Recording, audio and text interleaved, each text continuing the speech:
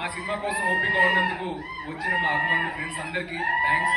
అలాగే మా మీడియా మిత్రులందరికీ ఓపిక ఎంతసేపు ఉండి వచ్చినందుకు థ్యాంక్స్. ముఖ్యంగా బయటూరు నుంచి వచ్చారు మా ప్రొడ్యూసర్ జ్ఞానవేల్ గారు, మెడ్రాస్ నుంచి మా టెక్నీషియన్ మా ఎడిటర్ రూబెన్ గారు, మా కృష్ణన్ బసన్ డిఓపి గారు బయటూరు నుంచి వచ్చారు. మా హీరోయిన్స్ ఇద్దరు ముంబై నుంచి వచ్చారు.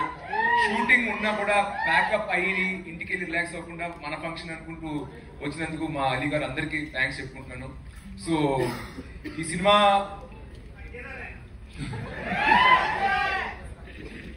స్టార్ట్ చేసి పోస్ట్ చేసినప్పుడు లాస్ట్ ఇయర్ అందరు అడుగుతున్నారు, ఎందుకు మళ్ళీ రీమేక్ ఏదో చేస్తున్నాం, ఒక సినిమా వచ్చింది మేము చూసాం ఓటీటీలో. నేను అనుకున్నా సరే నేను ఎంత ఎక్స్ప్లెనేషన్ ఇచ్చినా సోషల్ మీడియాలో ఫ్యాన్స్ కానీ అడగడం కానీ సరే మనం ఎంత చెప్పినా కాదు కాదు కాదు అంటారు. ఎందుకంటే దగ్గరగా ఆల్రెడీ హాలీవుడ్ లో కూడా సినిమా వచ్చింది, దాన్ని అనుకుంటారు దీన్ని అనుకుంటారు. ట్రైలర్ వచ్చాక ఆడియన్స్ కి అర్థం అవుతుంది ఇది ఒక రీమేక్ కాదు అని. I kept silent. సో ఎవరు అడిగినా కూడా ఓకే ఫైనల్ ట్రైలర్ చూస్తారని చెప్పి. సో